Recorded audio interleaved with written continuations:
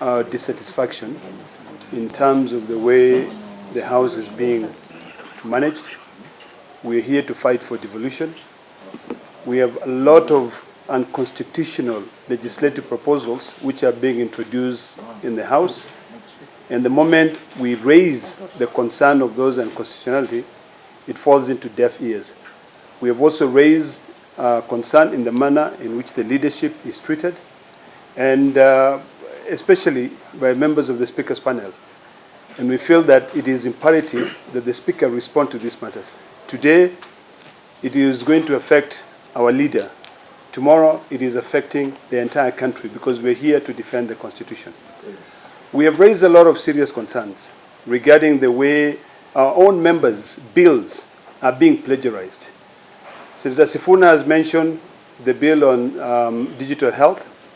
There is also a second bill on the public finance management, which is also drafted by the same senator, Senator Hamida, who spends sleepless nights doing research to be able to come up with a legislative proposal.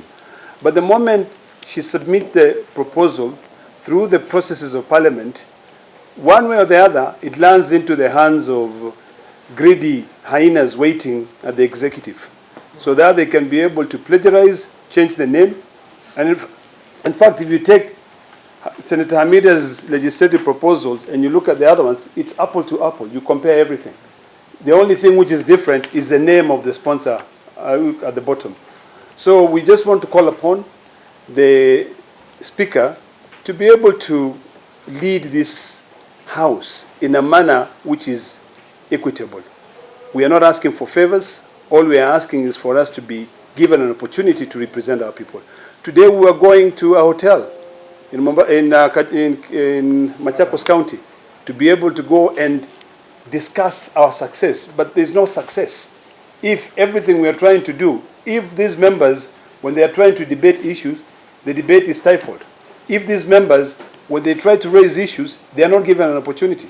We have members here who, when they try to submit on any matters, they will not give in an opportunity.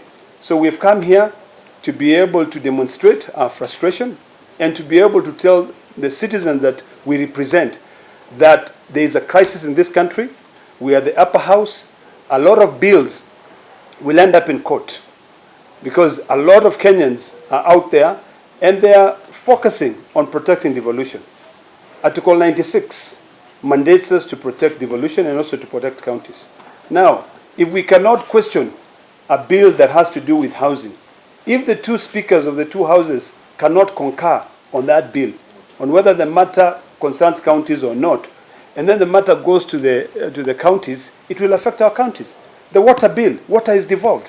So what we are doing here is that we are trying to defend the Constitution. And that by doing so, our debate is stifled. By doing so, our leadership is kicked out of the House. So what do they expect us to do? So that is the reason why we are here today. Thank you. People out there who brought us here have a right to participate in this housing bill. And they have a right to ask questions. They have a right to also be told exactly what to expect. There must be consultation amongst all of us with the citizens. And that is why we are here in this House. So the issue of taking a shortcut, this is where a point of departure with the minority side comes in. Maybe you want to add something? So, Jeff, they say that they have their say and the majority will have their way. We stand here knowing that the people who are against devolution in this House far outnumber those who defend devolution. As the whip will tell you, in the minority side, we are only assured of 16 votes to defend devolution. But at the very minimum, the Speaker must allow debate. They must allow us to represent our people by making sure that all the concerns about this bill is tabled. So when you see a situation where, instead of allowing us to have our say, the first thing the majority do during debate of a critical bill like that housing bill is to come and limit debate and say, instead of the 20 minutes that is allowable, everybody should just debate for 3 minutes. And they are just waiting to vote. So the voting is not the only thing. If you look at Article 96, it requires us to consider. Consideration of a bill does not happen during voting. No. You consider first, then debate, then you pass. So those two early stages is what we are saying are critical. During consideration of the bill, the voice of the people has to be heard. During consideration of the bill, the voice of the representative of the people must be heard. And during debate, they must allow us, although we know we are outnumbered, and Kenyans know we are outnumbered, they must allow us to put on the record the concerns and the objections of the people of Kenya on those bills. That is not happening. That is why we are saying the stifling of debate. There is one thing.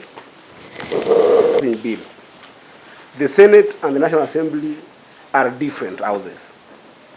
The public participation that was done by the National Assembly does not tie to us in the Senate. Because we are considering this bill as senators, and as a House we believe that it is an unconstitutional bill, we demand that there has to be public participation in the stage when we are considering this particular bill.